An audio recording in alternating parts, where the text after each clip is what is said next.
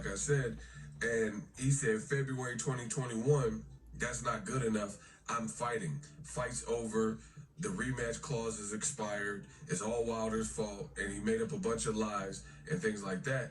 And now we're here in March 2021, and he still hasn't fought Wilder in a third fight or anybody else for that matter, nor does he have his next fight scheduled and announced. So it's like, what gives? In addition, you have a bunch of fake news from Eddie Hearn and Bob Arum and Team Fury, and they've been saying for literally a year, almost a year, several months, 8 months or so, that Tyson Fury and Anthony Joshua is a done deal, and they're waiting, and this is a good fight. You're hearing a bunch of predictions about who will win, Joshua Fury, and what's taking so long? Like, first of All right. Now, as you can see, he's saying what's taking so long and what's this, what's that. What people don't understand is after Tyson Fury beat Deontay Wilder, do you know how much money that he made? He made a lot of money off of Deontay Wilder. Tyson Fury is not really rushing to get back in the ring. That's what the media is telling people. In real life, think about this for a second. Tyson Fury was going through depression. He had almost pretty much retired from boxing. He was pretty much through with boxing. Pretty much, if you go back and study the history of it, Deontay Wilder was the one that said he couldn't come back and do nothing. That Fury said gave him the strength to come back. Fury was pretty much done with boxing. To me, Fury is a strategist. That's what he is.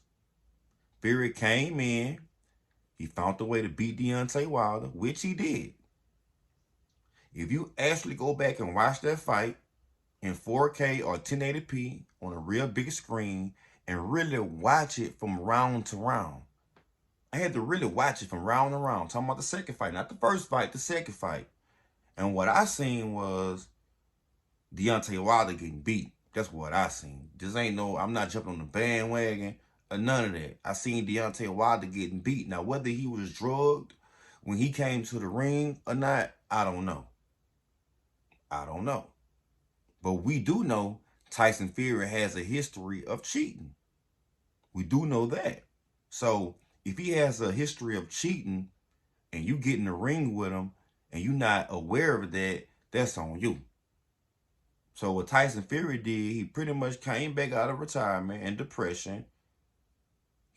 Tyson Fury was doing all type of stuff. If you go back and study his history, he came back, he dethroned you.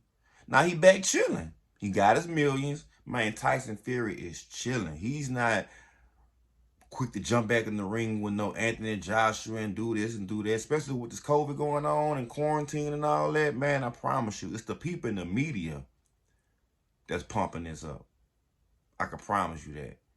Because if you really look at it, Tyson Fury will have to be the best right now because he's undefeated. Regardless of if he's cheated, he's not cheated, it doesn't matter because, like I said, we can make YouTube videos about it all day.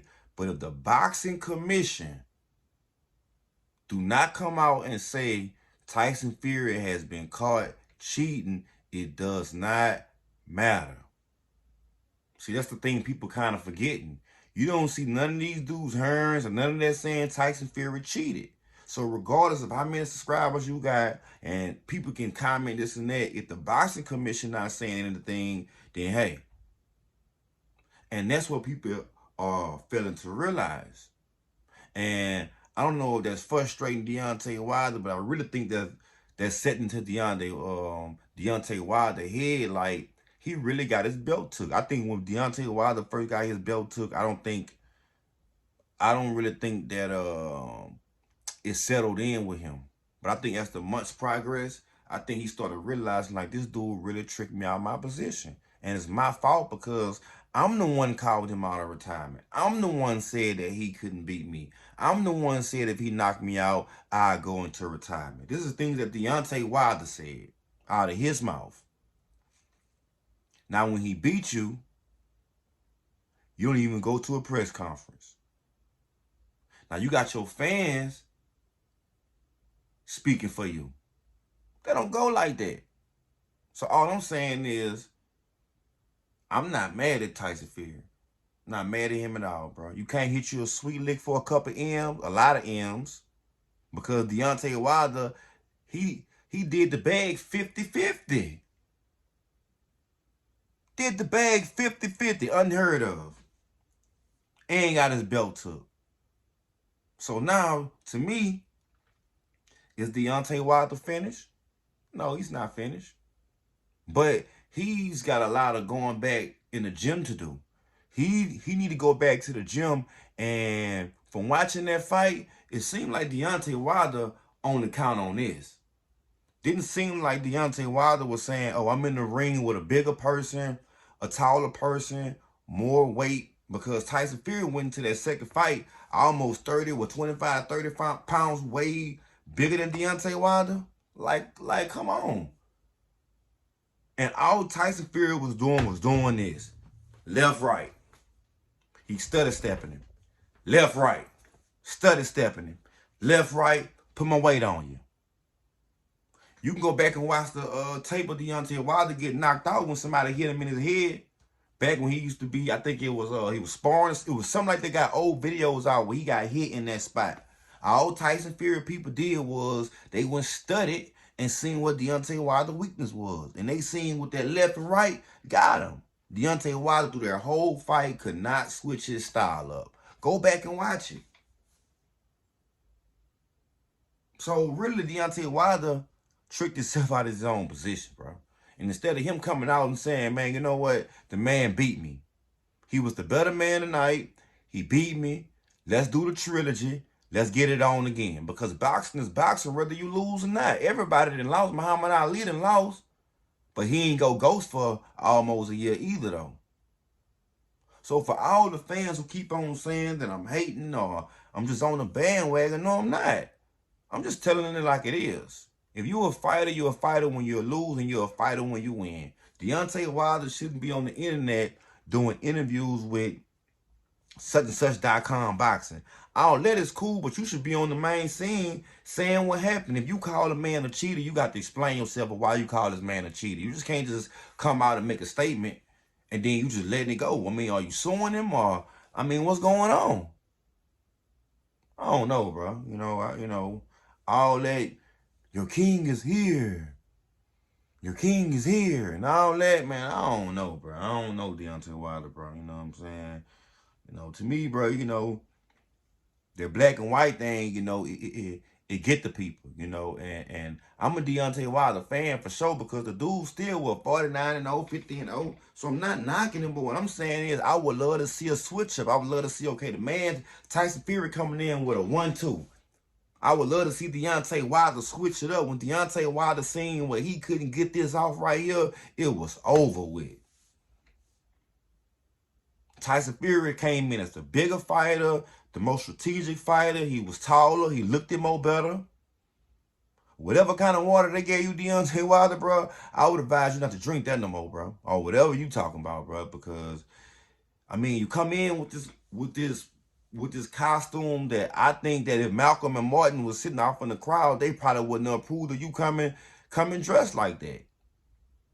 Where you get that idea of that costume from? Mardi Gras when you went to New Orleans? Nah, bro. No, this is a title fight. You come in ready to rumble. You should have walked in just no shirt, shorts, with your trunks on, towel, ready to get it on. You come in there with a whole outfit on that was heavy in a title fight. And on top of your outfit being heavy, when you go back and watch the second fight and look at the matchups of when they was describing Deontay Wilder and describing Tyson Fury. Tyson Fury was way taller than him and almost 30 pounds way heavier than the dude.